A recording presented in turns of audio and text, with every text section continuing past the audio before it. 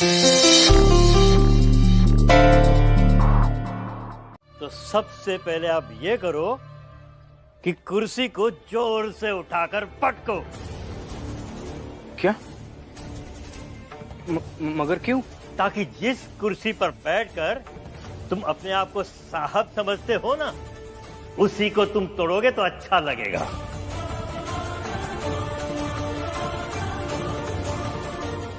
देखिए सर, मैं आपकी बात पूरी तरह से समझ गया हूँ। अब मैं इस कुर्सी पर नहीं बैठूंगा, नीचे बैठकर काम करूंगा, लेकिन कुर्सी तोड़ने के लिए मत कहिए। ओ भीमराव, ज्यादा समझदार बनने की जरूरत नहीं है। सेठ जी ने कहा ना इस कुर्सी को तोड़ो, तो तोड़ो इसे अच्छे से। अरे तुम्हारे चक्कर में, तुम्हारे लिए मैनेजर ने अपनी कुर्सी की आहुति दी है। तोड़ो इसे। भीमराव, तोड़ो इसे, ये मेरा आदेश है। सर। तोड़ो। अरे खड़े खड़े देख क्या रहे हो? तोड़ो।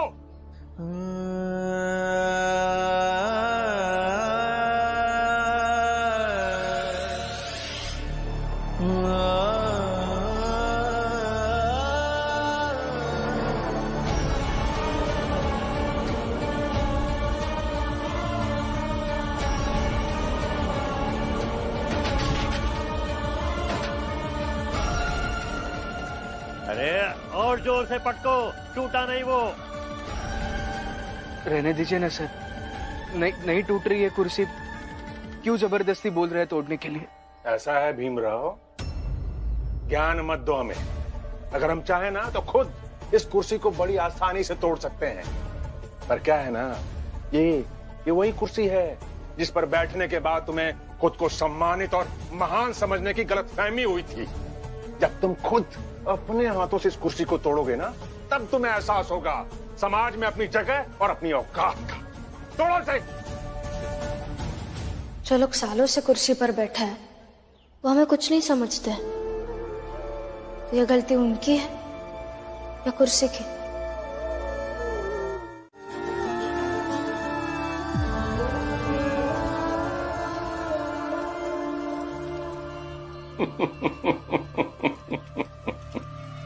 सुंदर, अति सुंदर। जाता है सो जान दे, तेरी दसान जाए, खेवटिया की नाव जूं घने मिलेंगे आए, घने मिलेंगे आए।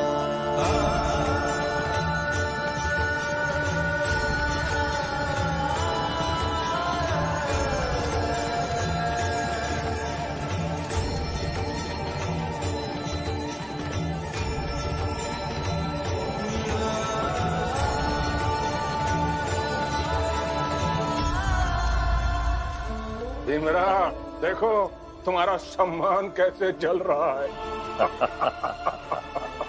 भीमराव, इस जलती हुई कुर्सी को ध्यान से देखो और याद रखो कि इन कुर्सियों पर ना ही तुम्हारी जगह है, ना ही होगी, और ना ही तुम्हारे जैसे लोगों की होगी।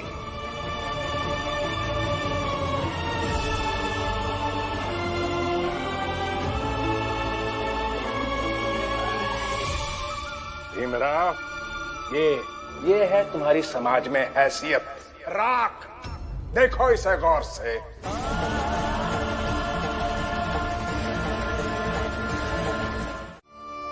आ गया दीपक। तू आ गया। भीम भैया कहाँ है? पता नहीं। अच्छा तो ये बता, भीम भैया को कुर्सी पर बैठा देखा कि नहीं?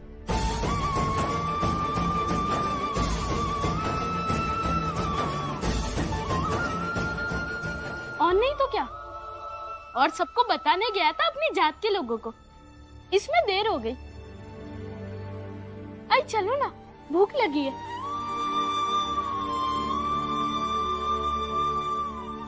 आती हूँ।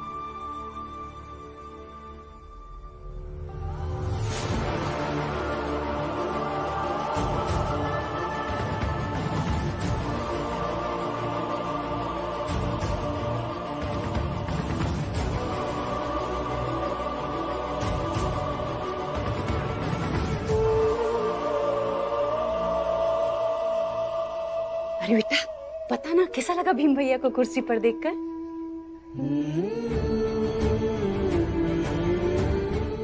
अरे आई, उन्हें देखकर इतना अच्छा लगा कि क्या बताऊं। ऐसा लगा कि वो कोई महाराजा हो। पता है रमा, तुमने जो सुबह कहा था ना वो मैंने महसूस किया। मैं आज फिर एक बार उस कुर्सी पर बैठा तो मुझे बहुत खुशी हुई। और पता है रमा, जब हमारी जात के सारे लोग उस कुर्सी पर बैठेंगे ना तब मेरी खुशी दुगनी हो जाएगी। तुम एक काम करो, तुम जल्द से जल्द खाना लगा दो। क्या है ना, मैं आज बहुत थक गया हूं, मुझे नींद भी आ रही है, तो तुम खाना लगा दो फिर मैं सो जाऊंगा। हाँ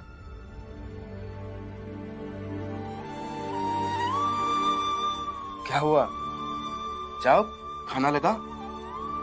आपको ढंग से झूठ बोलना भी नहीं आता है कि आज तक आपने कभी नहीं कहा है कि रमा जाओ खाना लगा दो, मैं थक गया हूँ, सोना है। क्या हुआ है बताइए।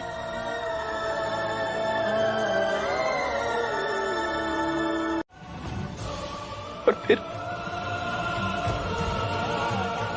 वापस नीचे बैठने के लिए कहा, हाथ में कपड़ा लपेटने के लिए कहा और कहा कि लो इसे पहनो और जमीन पर बैठो। मतलब जैसे थे वैसे ही हो और वैसे ही रहोगे। कहा कि आज के बाद तुम वापस ऑफिस के बाहर ही खाना खाओगे।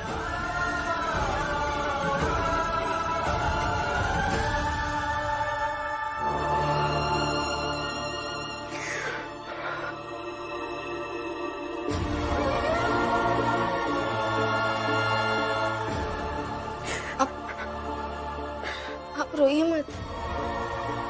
अगर आप ही रोएंगे तो हम सबका क्या होगा।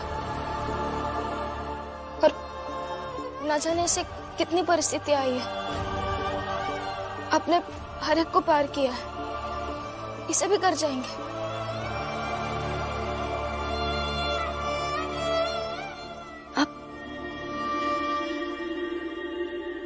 आप रोइए मत ना।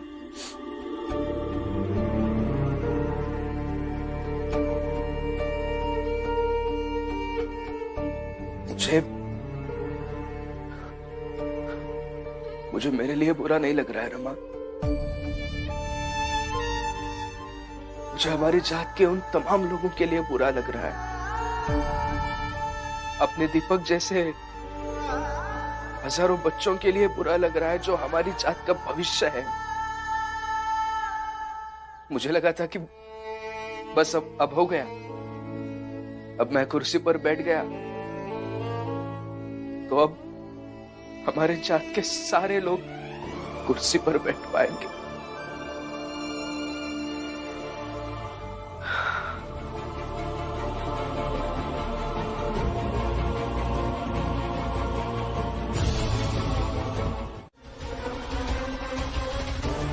मेरे बेटे शिशुपाल की आंखें बिल्कुल ठीक हो गई हैं। अगर मैं चाहता तो इसकी पट्टी घर में भी खोल सकता था, मगर मैंने सोचा यहाँ तुम सबके सामने, खासकर तुम्हारे सामने भीमराव, इसकी आंखों की पट्टी खोलूं ताकि तुम्हें अच्छी तरह से महसूस हो सके कि तुम्हारे ये संघर्षों की नौटंकी से हमारा कुछ नहीं घटने वाला।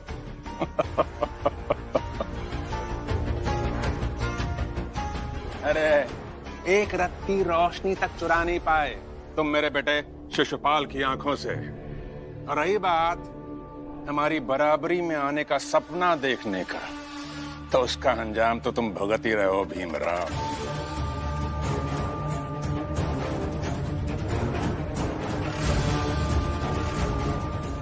चलो तुमको इस खुशी का नजारा भी दिखाई देता हूं।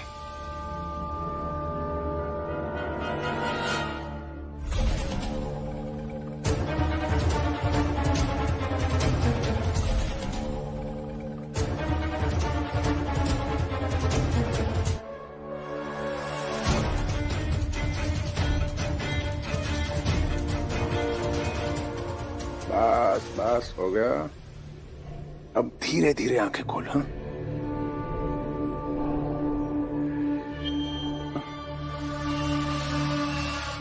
बाबा मैं देख सकता हूँ, बाबा मैं देख सकता हूँ, आप बहुत अच्छे लग रहे हैं। अरे बजाओ रे ढोल। जीता रहे मेरे बच्चे, जीता रहे।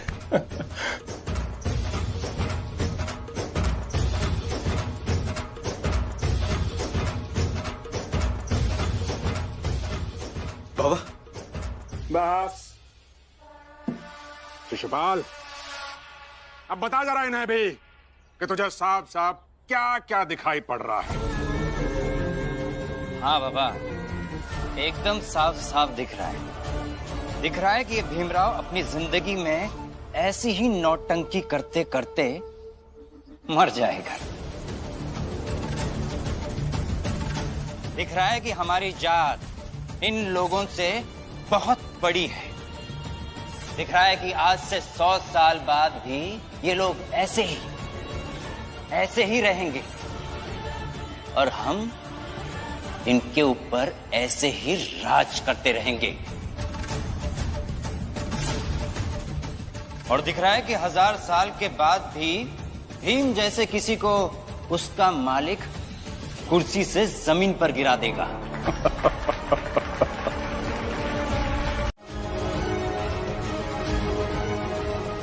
बड़े अजीब हो भीम, कॉलेज में यही पढ़े हो क्या कि तुम्हारे मालिक ने तुमसे जो जो कहा तो सबका जवाब पलट के दो? सबका जवाब थोड़ी दिया है मैंने। अभी तक तो मैंने नायक किसे कहते हैं, दूसरों को नीचा दिखाकर पहनाई गई माला सबसे घटिया कैसे होती है, या फिर मालिक होना ये एक उत्तरदायित्व है, अहंकार नहीं, इस पर तो बात ही नहीं की और करना भी नहीं चाहता। जाइए आप सब। जाते हैं, लेकिन जो जंग तुमने शुरू की है ना, वो बहुत बुरी होगी और उसका परिणाम बहुत बुरा होगा। परिणाम बुरा होगा? परिणाम बुरा होने का डर उसे होता है सर, जिसके साथ कुछ अच्छा हो रहा हो। हम तो आपकी नजर में पहले से ही निम्नतम जिंदगी जी रहे हैं, तो हमारा और बुरा क्या हो सकता है?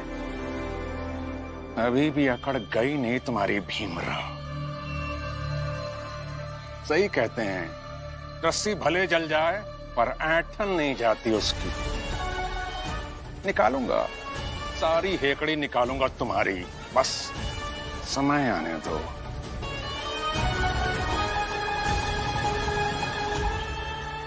चलिए सेठ जी, और सुनो रे, पूरे रास्ते ढोल बजाते चलो।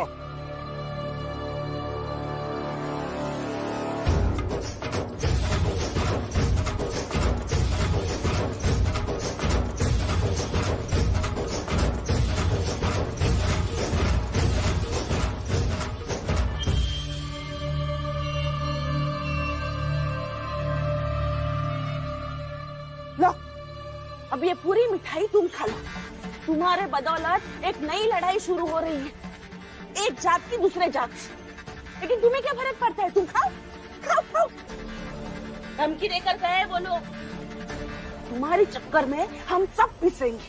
अच्छा, वो लोग एक बार आकर धमकी देकर गए तो आपने उनकी धमकी मान ली, लेकिन मैं रोज उठकर यहाँ संघर्ष करने की बात करता हूँ, सबको आगे बढ़ने की उम्मीद दिलाता हूँ, वो बात नहीं समझी आप कभी? संघर्ष करो, तुम रोज संघर्ष करो, सबको मार डालो और फिर ये मिठाई तुम अकेले खा लो। लो। नहीं, मिठाई आप खाइए, मैं तो जहर खाऊंगा, इस व्यवस्था का और अपनों के रूखे बर्ताव का।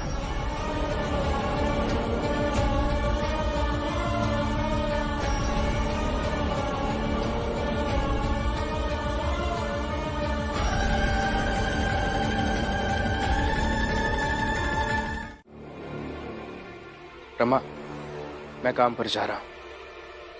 हाँ भीमराव, जाओ, काम पर जाओ, क्योंकि महाराज को जब ये पता चलेगा कि राम जी ने जानबूझकर अपने बेटे को रोकने की कोशिश की, जीजाबाई ठीक हो गई, जीजाबाई ने महाराज को ये बताना चाहा, फिर राम जी ने रोका, तो पता नहीं तुम्हें और तुम्हारे बाबा को महाराज कहीं सजा न दे दे, कहीं जेल न हो जाए तो काम धंधा तो बहुत दूर की बात है। जाओ। ऐसा है जोगू, अगर भीमराव को जेल हो गई तो जेल में सबसे पढ़ा लिखा कैदी होगा। ये बात तो है, ये बात तो है।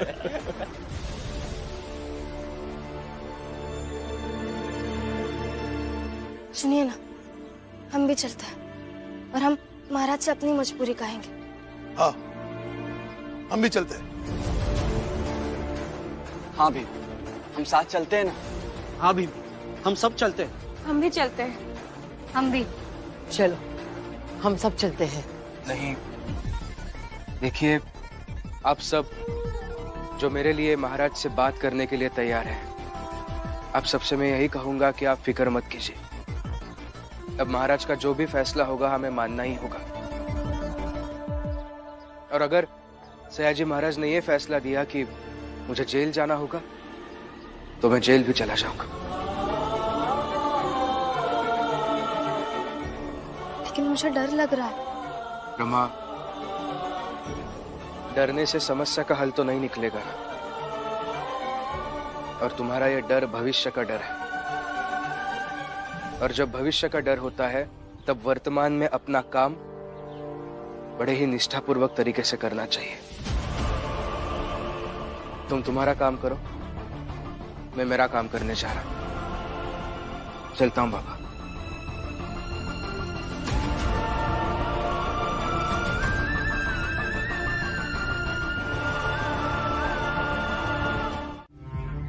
नमस्ते सर। तेवर तो बदल गए तुम्हारे। थोड़ी देर पहले चाल में अलग ही सूर में थे। चाल में मैं भीमराव था, यहाँ मर्यादा अलग है। देखो, तभी तेवर में समझाया था, अभी प्यार से समझा रहा हूँ। प्यार से इसलिए कि तुम्हारे केलुस्कर गुरुजी की मैं बहुत इज्जत करता हूँ, और उन्हीं के पैरवी पे तुम्हें यहाँ काम पे रखा गया था।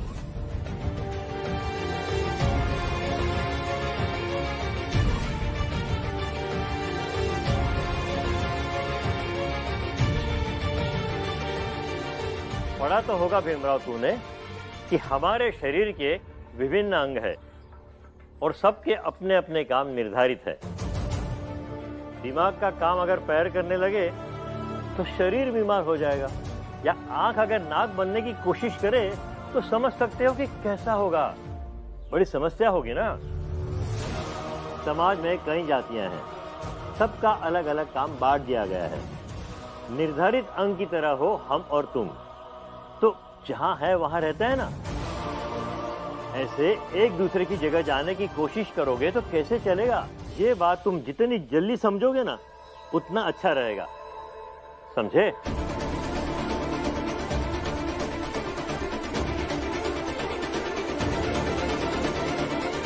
और हम काम नहीं छोड़ेंगे, इतनी मुश्किल से एक काम मिला है। लक्ष्मी, काम छोड़ने के लिए कौन कह रहे हैं? हम तो बस ये कह रहे हैं कि 1-2 दिन काम पर मत जाओ, और अगर जाना भी है तो रास्ता बदल कर जाओ। कुछ दिनों में उनका हार का गुस्सा कम हो जाएगा तो फिर जाओ, किसने रोका है। उनसे डर कर नहीं जाएंगे ये ठीक नहीं है, और अगर वो आज रोकेंगे तो उनको जवाब कल की तरह ही मिल जाएगा। आज फिर हार जाएंगे, 1-2 दिन हारने के बाद वो रोकने की हिम्मत नहीं करेंगे। अरे तुम दोनों समझने की कोशिश क्यों नहीं कर रहे? समझ तो हमें नहीं आ रहा है। अभी थोड़ी देर पहले आपने मेघनाथ जी और मालिक को सुना दिया, और अब हमें कुछ और उल्टा ही समझा रहे हैं। करुणा, बात को समझो। मैं पति हूँ तुम्हारा, मैं खुद जाकर 4 लोगों से लड़ लूं वो चलेगा, पर तुम्हें लड़ने से रोकना फर्ज है हमारा। हाँ करुणा बात, बाला भैया बिल्कुल सही कह रहे हैं, और इसीलिए हम डर रहे हैं। एक काम करते हैं, हम भी साथ में चलते हैं। नहीं, जरूरत नहीं है। हम भीमराव की भाभियां हैं, चले जाएंगे। जरूरत पड़ी तो लड़ लेंगे, या हार जाएंगे या आगे बढ़ जाएंगे। आप तो ना हमारी चिंता मत कीजिएगा। दीदी चलिए। और हाँ, हमारे पीछे मत आइएगा, आपको हमारी कसम है।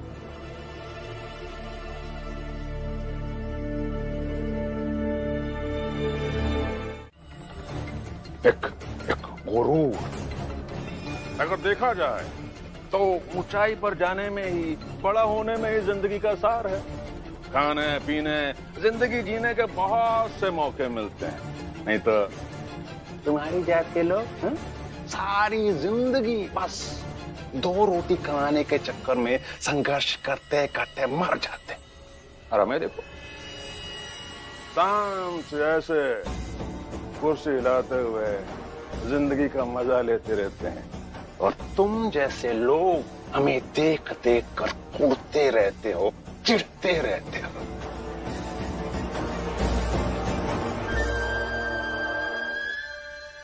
वाह, कुछ नहीं हुआ मुझे। अरे तुम्हारी तरह कमजोर नहीं हूं मैं, जो जरा सा गिर जाऊं तो चोट लग जाए। अब बताइए, खुशखबरी क्या है? खुशखबरी? अरे ये तो बताना रह ही गया। लगता है आज अब घर से जल्दी निकल आए।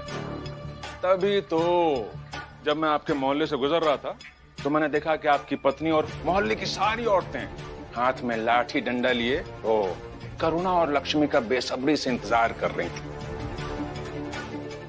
आज तो 100% सेठ जी वो सब मिलकर ना उन करुणा और लक्ष्मी को निपटा ही देंगे। अरे अब तक तो निपटा दिया भी होगा।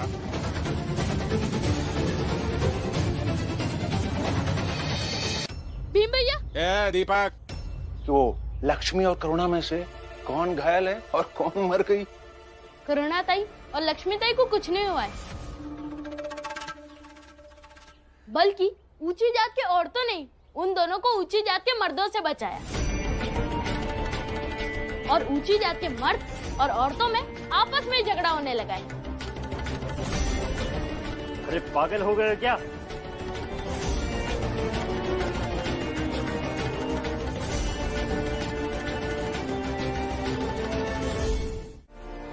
आराम से, बस। वाह हितेश भाऊ, ऐसे अपने ही लोगों को पत्थर से मारेंगे आप, जो अपने ही चाल में रहते हैं, जो एक दूसरे का सुख दुख बांटते रहते हैं। अगर भविष्य में आपको कुछ हो गया या तकलीफ हुई तो बाहर वाला कोई बचाने नहीं आएगा, यही लोग आपको बचाएंगे, देख लीजिएगा। हाँ हितेश बाबू, ये सही नहीं किए हो। एहमा ना, हम तुम्हारा साथ नहीं दे पाएंगे। हाँ हितेश बाबू, ये ठीक नहीं किया, समर्थन नहीं कर सकते ऐसी चीजों का। हाँ हितेश बाबू, ये तो आपने बिल्कुल ठीक नहीं किया। अरे लड़ने आया था, पता नहीं जोश जोश में कैसे हो गया। मेरी कुछ गलती तो है ही नहीं। आइए दरोगा साहब, आइए।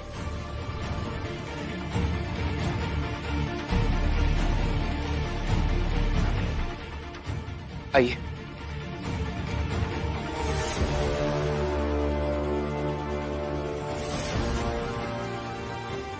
देखिए दरोगा साहब, यहाँ क्या हो रहा है।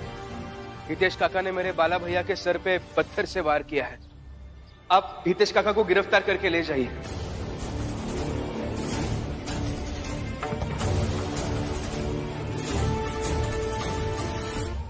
भीमराव, ये क्या कर रहे हो? अरे गलती हो गई, ये अपनी चाल की बात है। आपस में बैठ करके हम लोग इस पर में बात विचार कर लेंगे। इसमें दरोगा साहब की क्या आवश्यकता? हाँ भीमराव, ये आपस का मामला है, हम आपस में बैठकर सुलझा लेंगे।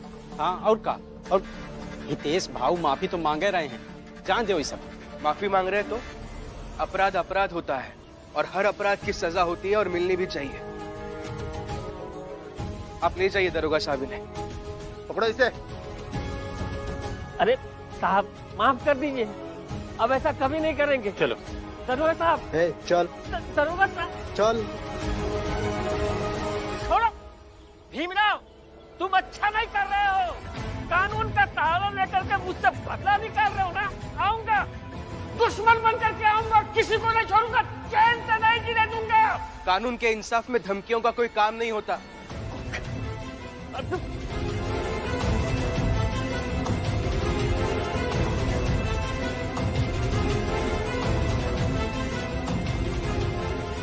भैया अब कैसे हैं आप?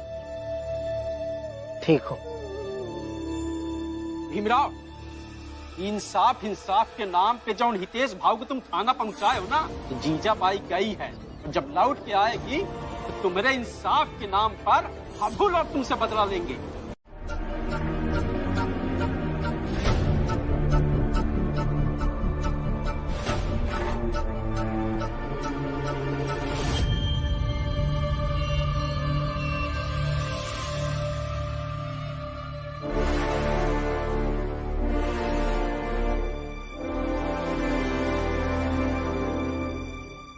साहब, मैंने जो आपको वहां कहा था वही यहाँ भी कह रही हूँ।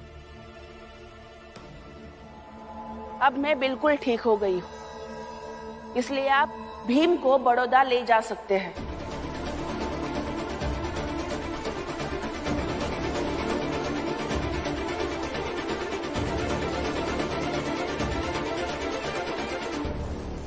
भीमराव, अब तुम्हारी आई ठीक हो गई है, तो वादे के अनुसार तुम्हें हमारे साथ बड़ौदा चलना होगा।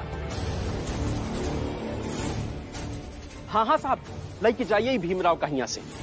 यहाँ सब के माती का भरमित कई के रखा है। वहाँ बड़ौदा में काम हम करेगा तो मेहनत, दुनियादारी और जिम्मेदारी सब समझेगा। लेके जाइएगा। जोकू, हम बात करते हैं, ये हमारे घर का मसला है, हम देख लेंगे, बीच में बोलने की जरूरत नहीं। और सर, अगर आप कहेंगे तो हम महाराज से जाके बात कर लेंगे। हाँ साहब, आप कहेंगे तो हम सब साथ में चल पड़ेंगे, क्योंकि भीम का आपके साथ ना जाना तो उसकी मजबूरी है ना। मनोहर बाबू, हमारी चाल में कोई तो है जो हमेशा न्याय न्याय करता रहता है। कौन है? अरे हाँ, वो तो ये भीमराव है। भीम, बताओ बताओ कि तुमने एक समझौता किया था और उस समझौते पर हस्ताक्षर भी किए थे। भीमराव, इसमें लिखा है तुम्हारे स्नातक होने तक की पढ़ाई का पूरा खर्च हमारा बड़ौदा राज्य उठाएगा, लेकिन एक शर्त है, तुम्हारी पढ़ाई खत्म होने के पश्चात तुम्हें बड़ौदा आकर बड़ौदा राज्य की सेवा करनी होगी। अगर ये शर्त मंजूर है तो हस्ताक्षर करो।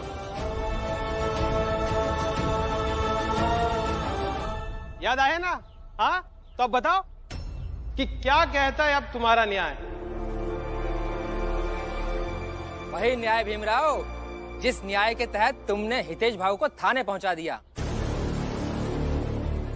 लेकिन सर, न्याय और अन्याय का फैसला सिर्फ आई की एक तरफा बातें सुनकर तो नहीं होगा ना। अब हमारी भी बातें सुनिए। सही कह रही है रमा, हमारी भी बातें सुनिए। हाँ साहब, हमारी बात भी तो सुनो। हाँ, हमारी बात भी सुनिए। हमारी बात भी सुनिए। शाम तक हमको बड़ौदा भी लौटना है। साहब, एक बात कहूं? हाँ बोलो। आप कितने सहनशील व्यक्ति हैं। मतलब आप इतने ऊंचे पद के, इतने ताकतवर व्यक्ति होकर उस भीम का इंतजार कर रहे हैं। मैं तो कहता हूं अंदर जाइए और उसे खींच कर लेकर आइए। अपराधी नहीं है वो, अपनी काबिलियत से छात्रवृत्ति पाई थी, मुझसे भी ज्यादा पढ़ा लिखा है वो, इसीलिए आदर है भीमराव का।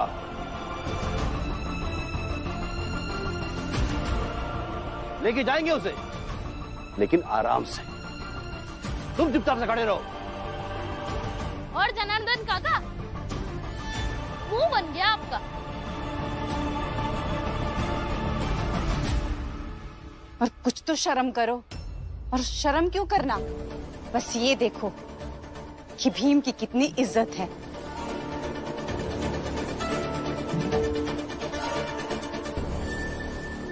अब वादा कीजिए मुझसे कि आप हर दिन खत लिखेंगे। हाँ, मैं वादा करता हूँ तुमसे, वहां जाने के बाद रोज तुम्हें खत लिखूंगा। और मैं तो जानती हूँ कि आप वहां भी दूसरों का ख्याल ज्यादा रखेंगे, लेकिन अपना भी ख्याल रखिएगा। हाँ, रखूंगा। मतलब ख्याल रखना ही पड़ेगा, नहीं तो वहां से लौट के वापस आऊंगा तो मेरी सेहत देखकर तुम कितना डांटोगी मुझे। अच्छा, मैं डांटती हूँ आपको? डांटोगी मतलब कितना सुनाओगी मुझे? हाँ, सुनाऊंगी तो जरूर।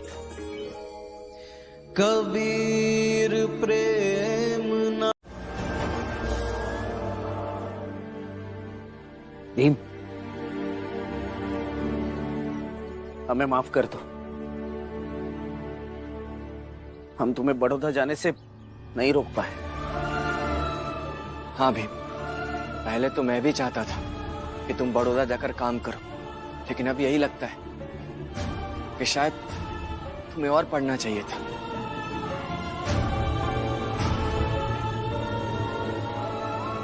खैर भीम भाव, अब सब अच्छा होगा। जीवन में आप वो सब पाओगे जो आप चाहते हो। करुणा, हो गया तुम्हारा? ओ बाला, लक्ष्मी, आनंद, तुम सबका हो गया ना?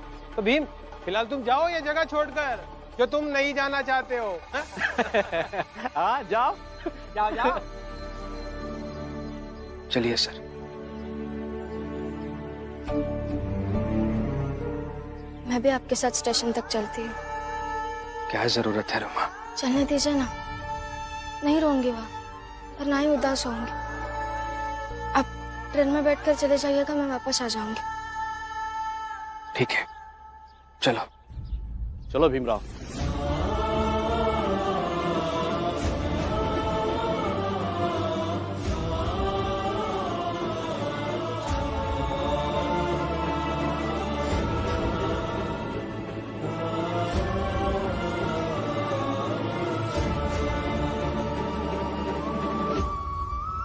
जो तिल माही तेल है, जो चकमक में आग, तेरा साईं तुझ में ही जाग सके तो जाग।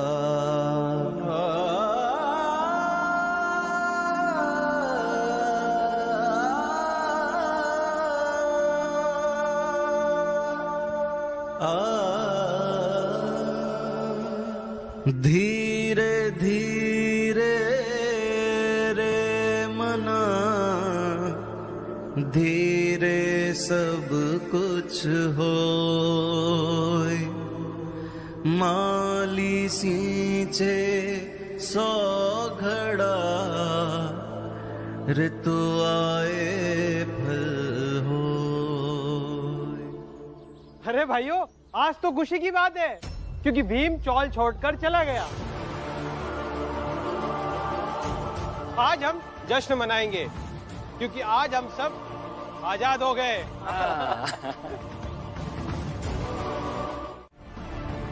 हाँ, अब तब बड़ौदा जा ही रहा। जाइएगा तो पूछिएगा महाराज से एक बार। मेघनाथ जी, आप लोग जाइए यहाँ से। तो साहब ले जाइए। वैसे भी ऐसे अवांछित लोगों की आवश्यकता तो है नहीं, और इसे कुछ आता वाता नहीं है साहब। ये बस जबरदस्ती लोगों को पकड़ पकड़ के ज्ञान देते रहता है, भाषण देते रहता है फालतू में। बहुत जल्द महाराज को भी ये एहसास होगा कि जिसे वो बहुत काम का समझ रहे थे, दरअसल वो कुछ काम का नहीं है। अब तक तो ये बात इसकी पूरी जात के लोगों में फैल गई होगी। ये विकास, क्रांति और जादू की बात करने वाला भीमराव थोड़े पैसे कमाने के चक्कर में सबको उल्लू बनाकर बड़ौदा भाग रहा है। ये गलत किया आपने। आपको हमारी जात के लोगों को ये बताना नहीं चाहिए था। ज्यादा ज्ञान मत दे मुझे। हमने जो किया ना, एकदम सही किया। अरे सबको पता चलना चाहिए कि ये दुनिया को सपने दिखाने वाला भीमराव, सपने बेचने वाला भीमराव, थोड़े से पैसों के लिए एक समझौते के तहत बड़ौदा जा रहा है, और सबके सब मूक दर्शक बने खड़े हैं। कोई कुछ नहीं कर पा रहा।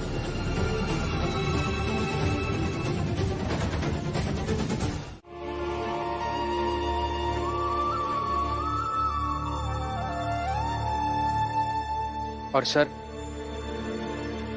इसमें मैं सच में कुछ नहीं कर सकता। मैंने इन लोगों को यहाँ नहीं बुलाया कि आकर मुझे रोक ले, सच में।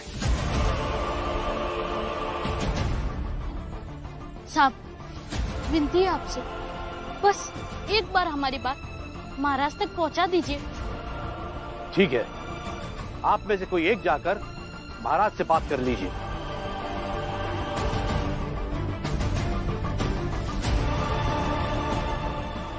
साहब।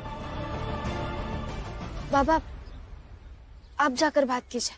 नहीं बेटा, तुम जाओ, क्योंकि भीम की यहां क्यों जरूरत है तुमसे अच्छा कोई नहीं बता सकता। साहब, रमा जाएगी बात करते, मैं सिर्फ उसके साथ चला जाऊंगा। मैं महाराज से नहीं मिलूंगा, वही कहीं दूर महल के बाहर खड़ा रहूंगा। साहब मन बढ़ा रहे हैं आप। अब निम्न जात का आदमी महाराज से जाकर ऐसे मिल रहा है जैसे कोई फल तोड़ के खाने जैसा हो। ऐसा ही होना चाहिए शिशुपाल जी। सत्ता और आम जनता के बीच इतनी ही दूरी, ऐसा ही संबंध होना चाहिए कि सत्ता के पेड़ पर लगे फल आम जनता जब चाहे आसानी से तोड़ सके।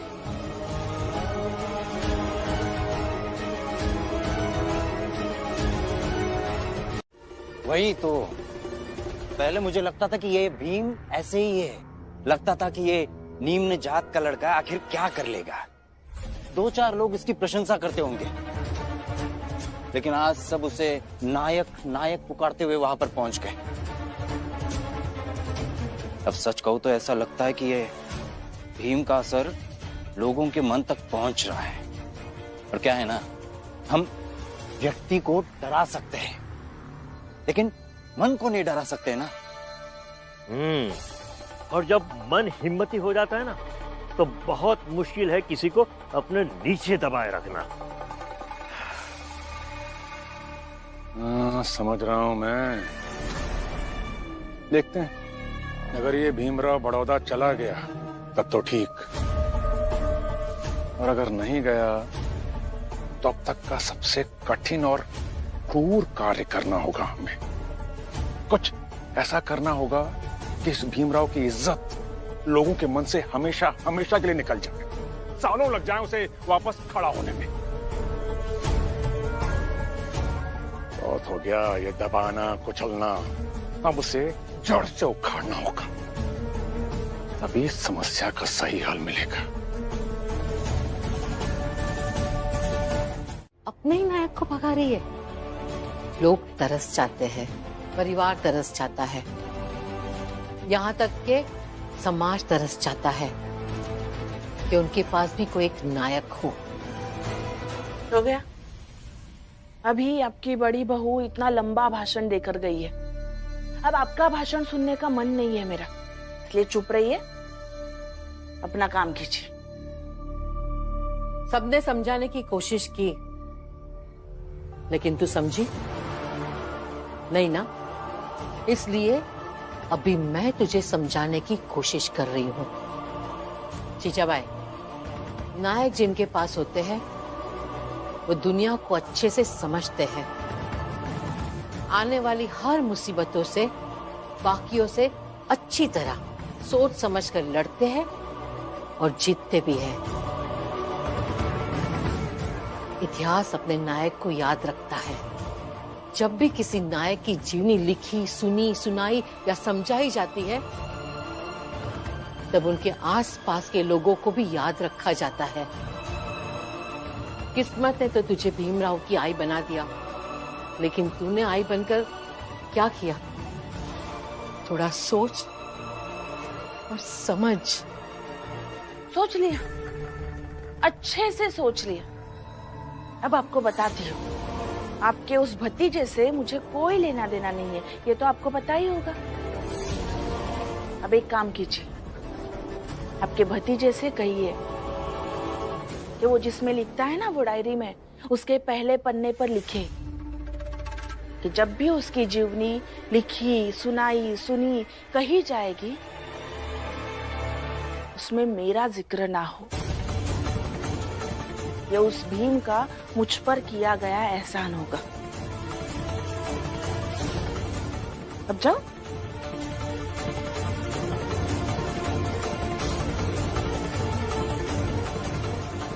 इस बात का जवाब मैं तुझे भीमराव से ही दिलवाऊंगी।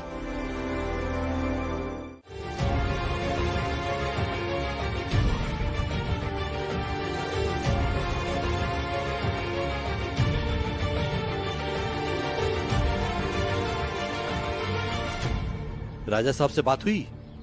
जी हाँ, हुई। क्या कहा राजा साहब ने? इस लिफाफे में कुछ चिट्ठी लिख कर दी है। हमें भी नहीं पता कि क्या है।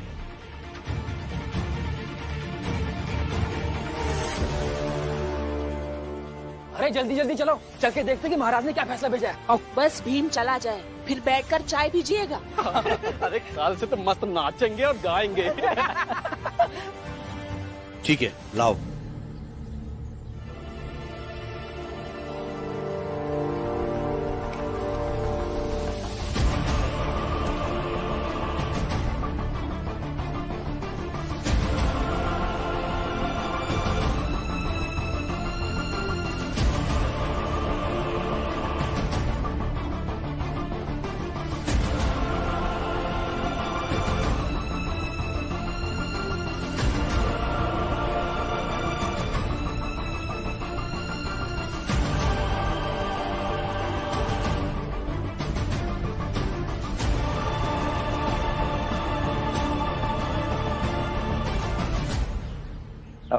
बताइए ना राजा साहब ने क्या लिखा है।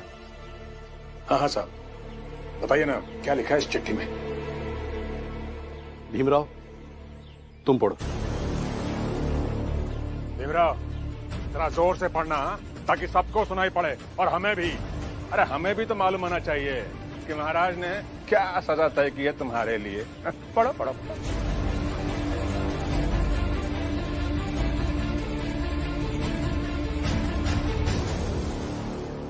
भीमराव, न्याय यही कहता है कि तुम्हें सब कुछ छोड़कर अभी के अभी बड़ौदा आना चाहिए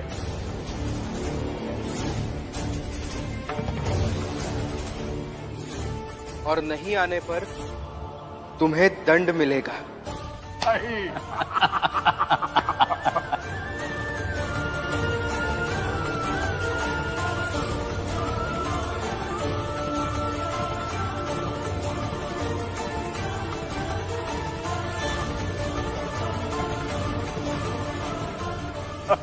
ये तो होना ही था। एकदम सही निर्णय है। देखा तुम लोगों ने, मेघनाथ जी खुश हैं। हाँ। इसका मतलब महाराज का आदेश भीम के विरोध में है। है? हाँ रुको, हम भी आ गए हैं।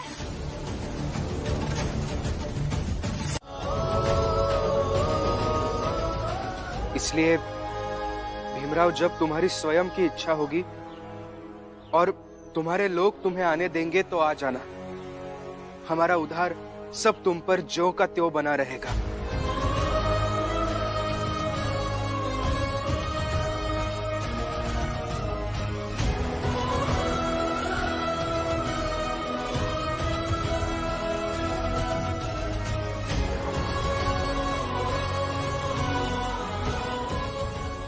बस एक नायक को मुक्त करते हैं।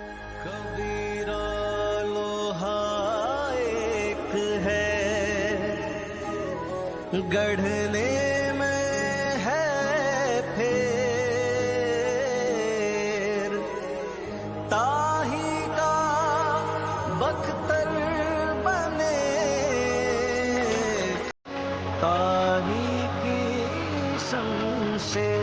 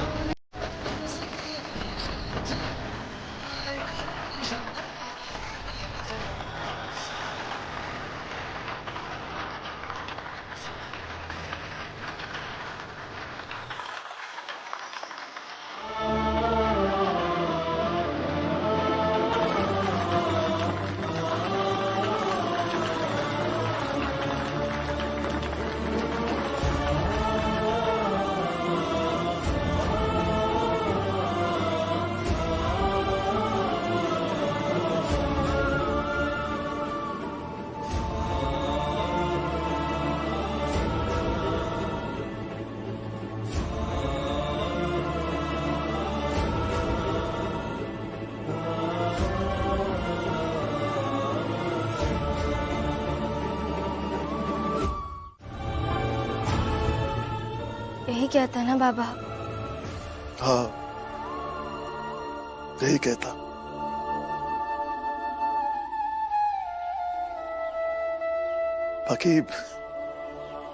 बाकी तू अपने जीवन में आगे बढ़ता रहे, इतना आगे बढ़ कि एक दिन पूरे देश का नायक बन जा।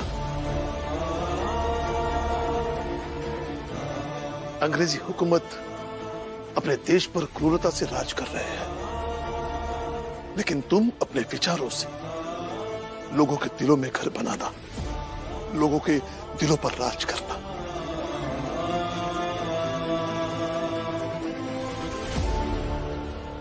बस बाकी मैं तुम्हारे साथ हुई जब तक जिंदा हूं। बाबा,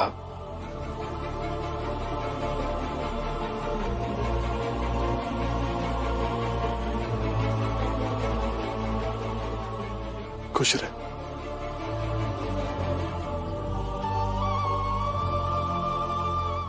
काका, जनार्दन काका, मनोहर काका, नंदू काका और बाकी के विरोधी सब लोग यहाँ जाओ। हाँ हाँ, आओ सब आओ। अरे बाबा, आई, लक्ष्मी, करुणा, आनंद, सब लोग बाहर आ जाओ। हुआ, आओ सब आओ। क्या हुआ बेटा? सबको आने दो, आई फिर बताता हूँ। आई, अब ढोलक बहुत अच्छे से बजाती है ना, मैं लेकर आता हूँ। अब बजाना, मैं नाचूंगा। भीम भैया के आने की खुशी में मैं आज नाचूंगा। हाँ, झुनझुना भी लेकर आओ, मैं भी बजाऊंगा। हाँ बाला भैया, मैं अभी लेकर आता हूँ। नंदू काका, चलिए।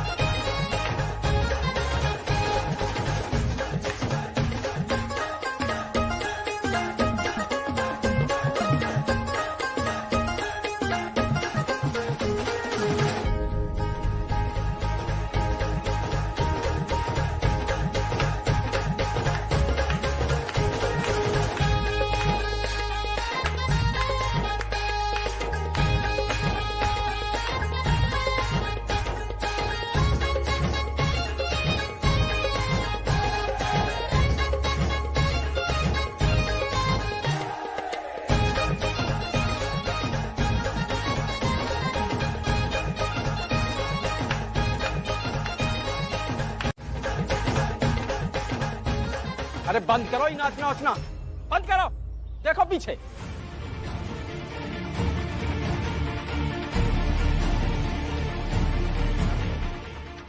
रुको जीता भाई,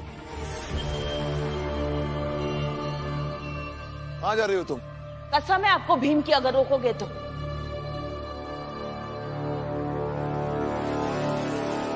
चली जा रही हूँ घर छोड़कर सड़क पर।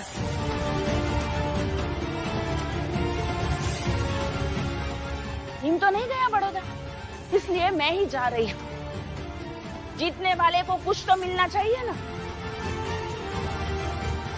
मैं चली जाऊंगी तो आपको, भीम को और इन नाचने वालों को मिलेगा ना।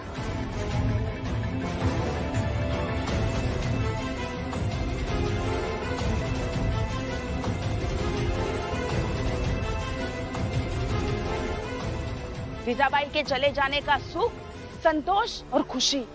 आई, कैसी बातें कर रही है आप? लक्ष्मी, करुणा, समझाओ अपनी रमा को। मेरे चले जाने के बाद आराम से रहना। भीम की तुम सुनना और भीम को तुम सुनाना। अब मुझे ना ही किसी का सुनना है और ना ही किसी को सुनाना है। आई, आप रहने दीजिए। वैसे भी भीम से आपकी पुरानी ठसक है। हाँ आई, आप बेवजह गुस्सा हो रही हो। ऐसे कौन भागता है? मैंने कहा ना मुझे कोई नहीं रोकेगा। मैं जाऊंगी मतलब जाऊंगी। हाँ जीजाबाई जाओ तुम, और यहाँ रह के करोगी भी का। रोज तुमका ऐसे हराएंगे और नाच नाच के तुम्हारे जले में नमक छिड़केंगे। ठोकूगा का? अपनी बकवास बंद कीजिए। बकवास हम नहीं, बकवास तुम कर रहे हो बाला। जीजा भाई, जहाँ मान सम्मान ना हो ना, वहाँ एक पल भी नहीं रुकना चाहिए। अगर तुम्हारी जगह हम होते ना तो कभी ना रुकते। आई, आप अंदर चलिए। हट यहाँ से। शाबाश जीजाबाई, यह इरादा चाहिए। जब तुम नहीं रहोगी ना, तब राम जी का समझ में आएगा कि बीवी के जरूरत का होता है। और जो ये बेटा बेटा रटत रहता है ना, ओकरे मुंह से बाहर निकल आएगा।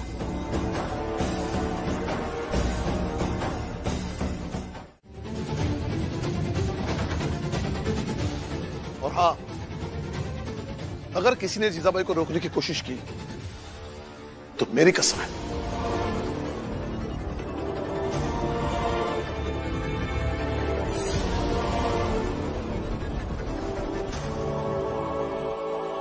चले जाओ यहां से। और आज से तुम्हारा मेरा रिश्ता खत्म। रिश्ता? रिश्ता रहकर भी क्या था? कुछ भी तो नहीं। जा रही हूं मैं। जा।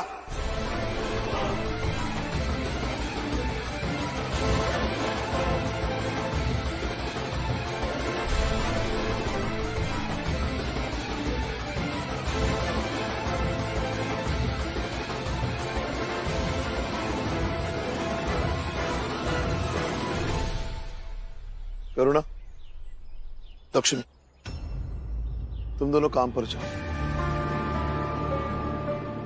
मैंने क्या कहा सुना? तुम दोनों काम पर जाओ। और मैं फिर से कह रहा हूं, जीजाबाई के पीछे कोई नहीं जाएगा।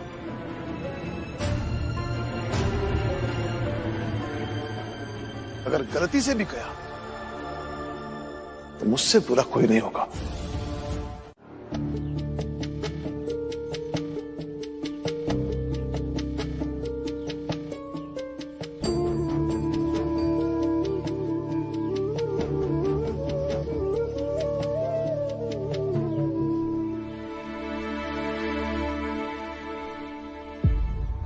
जीजाबाई,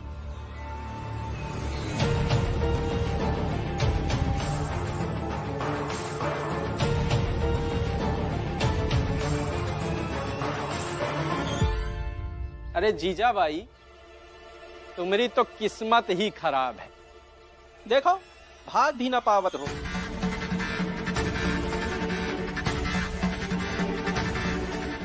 भीम को तो वैसे भी महान बनने का बड़ा शौक है। जीजाबाई को लाएगा, घर में रखेगा, तभी तो सुनाएगा ना। जीजाबाई, अब तो एहसान मान। बुआ, आप कुछ मत बोलिए, और आप भी कुछ मत बोलिए। अभी ये असहज हो रही होंगी, मुश्किल परिस्थिति में फंस रही होंगी कि मैं इन्हें घर वापस ले आया। तो कोई व्यक्ति अगर असहज हो रहा हो तो हमें उसे सहज करने की कोशिश करनी चाहिए, ना कि और मुश्किल परिस्थिति में डालना चाहिए और सवाल पूछने चाहिए। इसलिए आप में से कोई अभी कुछ मत बोलिए। अरे काहे नहीं बोलेंगे? जरूर बोलेंगे, और जो मन करेगा वो बोलेंगे। क्या करोगे तुम? आप कुछ नहीं बोलोगे, क्योंकि ये हमारे घर का मसला है, और हमारे घर का मसला है, इसलिए आप में से किसी को भी बीच में बोलने का हक नहीं बनता। क्यों? जबरदस्ती लेकर आए हो तो हुक्म चलाओगे? अब मुझसे संबंधित बातों को कौन बोलेगा कौन नहीं बोलेगा ये भी तुम तय करोगे? कोई तय नहीं कर रहा। और आप भले इनके शुक्रगुजार मत होइए, लेकिन अभी आप अंदर चलिए।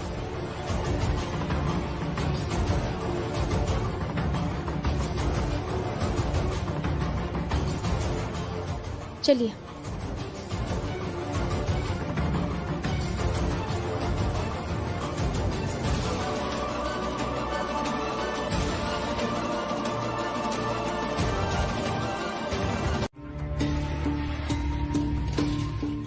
बताओ ना, तुम तो ऑफिस गए थे।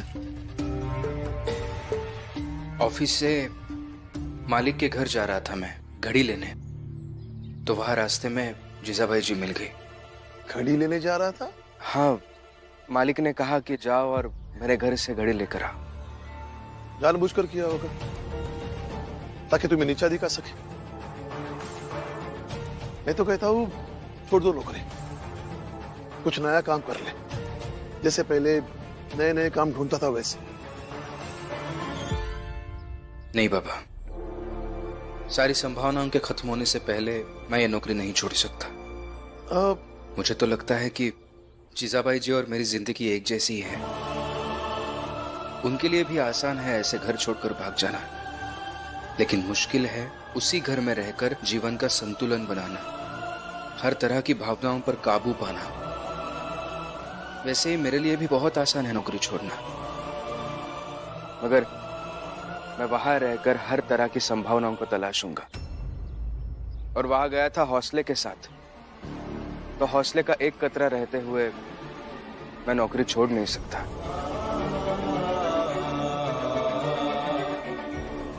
चलता हूं।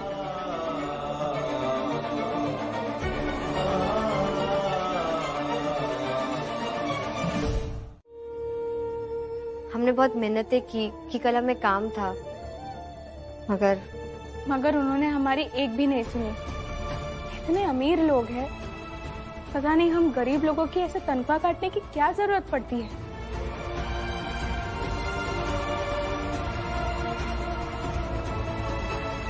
तुम्हें नहीं लगता भीमराव कि तुम्हारे इस तमाशे से लोगों का नुकसान भी होता है?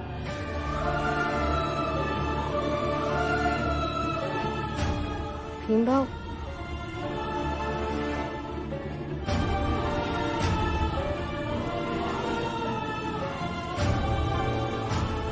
आप यहाँ क्या सोच रहे? कुछ नहीं भाभी। पर ऐसे तो आप खोए हुए नहीं रहते हैं, बताइए ना क्या हुआ। नहीं भाभी, ऐसा कुछ नहीं है। बताइए ना भीम भाऊ। मैं बताती हूँ क्या हुआ। कुछ बताने की जरूरत नहीं है रमा। अपनों के बीच क्या छुपाना है। दीदी, इन्होंने सुन लिया ना कि आप दोनों की तनख्वाह काट ली गई है, तो अब इन्हें लगने लगा होगा कि इनकी वजह से आप दोनों का नुकसान हुआ। ऑफिस के मालिक सही कहते हैं, मेरे संघर्षों की वजह से सिर्फ फायदा ही नहीं, कई बार नुकसान भी होता है। आइए आइए दरगाह साहब, बताइए कैसे आना हुआ? आपके अखबार के लिए एक दमदार खबर लेकर आया हूँ। क्या खबर है? थोड़ी देर बाद पुणे की ट्रेन बंबई आने वाली है और उस ट्रेन से कुछ खूंखार अपराधी लाए जा रहे हैं, जिन्हें पुणे के जेल से भाईखला के जेल में ट्रांसफर किया जाएगा। और हाँ, कल के अखबार में ये मुख्य सूचना लिखी है कि वो सारे के सारे अपराधी निम्न जाति के हैं।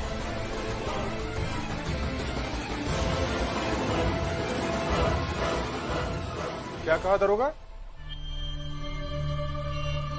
वो बाहर था, मैं तो ठीक से सुन नहीं पाया। वो आखिरी पंक्ति जरा फिर से बोल के बताइए ना। यही कि वो सारे के सारे अपराधी निम्न जाति के हैं। अच्छा, अब समझा मैं। वो सारे के सारे अपराधी निम्न जात के हैं, इस भीमराव की जात के। इनकी जात वालों से और उम्मीद भी क्या कर सकते हैं। और भीमराव, सारे खुखार अपराधी तुम्हारे जात के हैं और ये बात सत्य है, और फिर क्यों तुम अपने जात के लोगों को मासूम, कमजोर, प्रताड़ित और शरीफ बनाने में लगे रहते हो? ये भ्रम है तुम्हारा। अरे तोड़ो इसे। ऐसे कैसे भ्रम टूटेगा इसका भ्रम तोड़ने के लिए ना इसे भेजिए अपराधियों के बीच। ये जाए, अपराधियों के साथ रहे, उनकी शक्लें, वेशभूषा, उन सबको पास से देखे, समझे, तब जाके कल की कहानी तैयार करे। ऐसी कहानी तैयार करे ना कि सबको ये साफ साफ समझ में आए कि वो सारे के सारे खूंखार अपराधी जो हैं वो सब इसकी निम्न जात के हैं। बस हो गया। तब से निम्न जात के अपराधी कह रहे हैं। अब अपराधी है तो अपराधी है, उसमें जात का क्या संबंध है? भीमराव, यहां आओ। जी।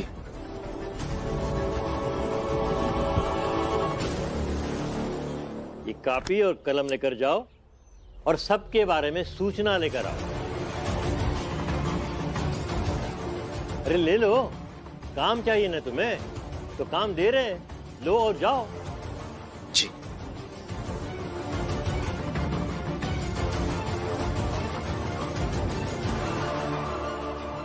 जाता हूं।